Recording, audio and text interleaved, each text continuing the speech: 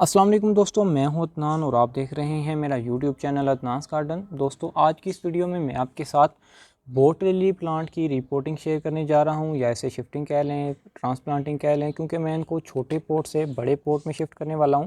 ये मैं एक छोटा सा प्लांट लेकर आया था, तो मैंने इसको छोटे पोट में लगा दिया था। ये अभी काफ़ी बुशी ग्रो कर रहा है, तो उस भी जो है उसकी रूट्स भी यकीनन जो है वो बाउंड हो चुकी होंगी, इसलिए इसको भी बड़े पोट की ज़रूरत है ताकि इसकी मज़ीद जो है वो ग्रोथ बढ़ सके। बोट लिली एक बहुत ही खूबसूरत और काफ़ी हार्डी प्लांट रहता है, काफ़ी गार्डनर्स का पसंदीदा प्लांट है, क्योंकि इसमें काफ़ी सारे कलर्स आपको देखने को मिल जाएंगे। ग्रीन, वाइट, पिंक और पर्पल कलर भी इसमें काफ़ी सारे कम्बिनेशंस आते हैं। बहुत ही खूबसूरत, और हैंगिंग पोट्स में भी ये काफ़ी आसानी से ग्रो हो जाता है और इसको ग्रो करना काफ़ी आसान रहता है। इंडोर हो या फिर पार्शियल शेड हो, सेमी शेड हो, तीनों कंडीशन में ये काफ़ी अच्छी तरह ग्रो कर जाता है। और इसकी जो ख़ास बात है, इसके साइडों से जो रनर्स निकलते हैं उनको भी काफ़ी आसानी से और जल्दी प्रोपोगेट किया जा सकता है, कि मतलब अगर आपके पास एक प्लांट है तो उससे आप दर्जनों प्लांट तैयार कर सकते हैं। तो इस प्लांट को आप नर्सरी से ज़रूर परचेज़ कर सकते हैं। सारा साल ये ग्रो करता रहता है। थोड़ा सा इसका डोरमेंट पीरियड जो होता है वो विंटर्स का रहता है, दिसंबर जनवरी का। उसके बाद जो स्प्रिंग सीज़न है उसमें ये काफ़ी अच्छी तरह ग्रो करता है। अभी आज की इस वीडियो में मैं आपको इसको बड़े पॉट में शिफ्ट करने के साथ साथ इसकी जो है वो सॉइल मीडिया के बारे में भी आपको बताऊंगा, कि इसके लिए कैसे सॉइल मीडिया प्रिपेयर करनी है और कैसे शिफ्ट करना है कोई भी प्लांट बड़े पॉट में, ट्रांसफ़र या फिर इसे रिपोर्टिंग कह लें। सॉइल जो है वो इसके लिए कितनी कोई ख़ास आइडियल या फिर इसको इतनी ख़ास कोई फर्टिलाइज़र की ज़रूरत नहीं रहती। जस्ट सिंपली आपने एक चीज़ का ख्याल रखना है कि सॉइल आपकी जो है वो ऐसी सॉइल ना हो जिसमें पानी काफ़ी टाइम के लिए खड़ा रहता है, जैसा कि चिकनी मिट्टी जिसे कह लें, सफ़ेद मिट्टी होती है, उसमें पानी काफ़ी देर के लिए खड़ा रहने की वजह से जो हमारे प्लांट्स की रूट्स हैं वो गल सकती हैं। सो इसलिए आपने कोशिश करनी है, जो अपनी देसी मिट्टी मतलब गार्डन की मिट्टी है वो सिलेक्ट करनी है।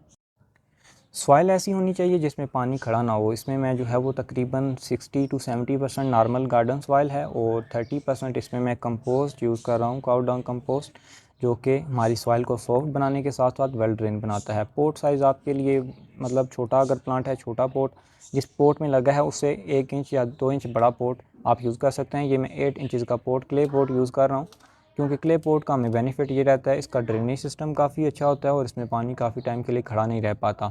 एक इसमें ड्रेनेज होल होता है, उसको आपने कवर कर लेना है किसी भी चीज़ की मदद से, ठीकरी की मदद से या फिर न्यूज़पेपर की मदद से, ताकि उसमें से जब हम वाटरिंग करें तो उसमें से सॉइल बाहर ना निकले। सॉइल अच्छी तरह मिक्स करने के बाद हम पोट में सॉइल को भर लेते हैं। हाफ़ पोट तकरीबन मैंने फिल कर लिया। अभी टाइम आता है प्लांट को निकालने का।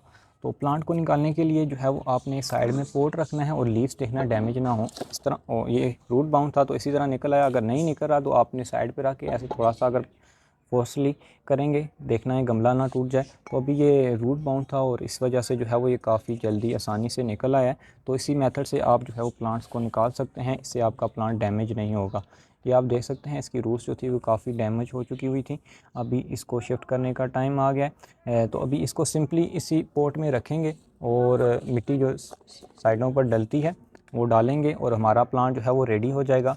हमारा प्लांट शिफ्ट हो जाएगा और इसको मज़ीद इसमें जो है वो ग्रोथ होनी है वो हो जाएगी।